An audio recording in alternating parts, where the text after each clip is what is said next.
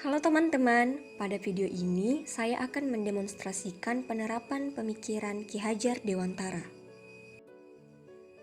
Ki Hajar Dewantara menjelaskan bahwa tujuan pendidikan yaitu menuntun segala kodrat yang ada pada anak-anak agar mereka dapat mencapai keselamatan dan kebahagiaan yang setinggi-tingginya baik sebagai manusia maupun sebagai anggota masyarakat. Oleh karena itu, pendidik hanya dapat menuntun tumbuh atau hidupnya kekuatan kodrat yang ada pada anak-anak, agar dapat memperbaiki perilakunya dan tumbuhnya kekuatan kodrat anak. Dalam proses menuntun, anak diberikan kebebasan, namun pendidik sebagai pamong dalam memberikan tuntunan dan arahan agar anak tidak kehilangan arah dan membahayakan dirinya.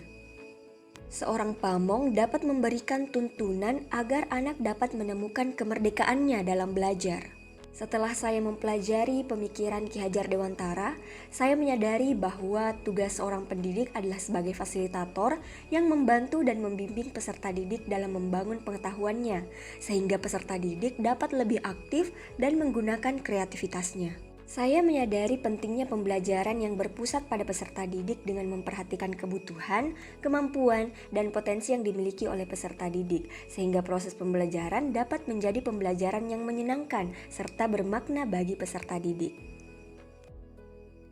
Penerapan pemikiran Ki Hajar Dewantara yang saya lakukan di kelas adalah dengan menggunakan model pembelajaran discovery learning, di mana peserta didik terlibat aktif dalam pembelajaran dan pendidik berperan sebagai fasilitator yang menuntun dan membimbing peserta didik selama proses pembelajaran.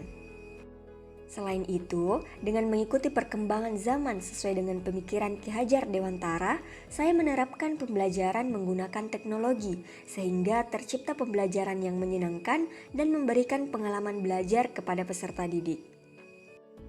Respon positif yang saya peroleh selama penerapan pemikiran Ki Hajar Dewantara di kelas adalah peserta didik antusias dalam mengikuti pembelajaran.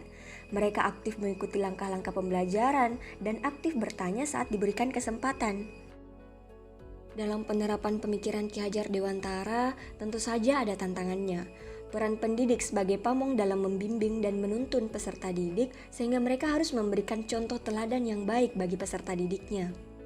Untuk membimbing peserta didik sesuai dengan kodratnya, maka pendidik harus terus belajar mengupgrade diri dan meningkatkan kompetensi diri. Nah, itulah tadi demonstrasi penerapan pemikiran Ki Hajar Dewantara. Semoga pemikiran Ki Hajar Dewantara dapat diterapkan oleh seluruh pendidik di Indonesia. Sekian, terima kasih.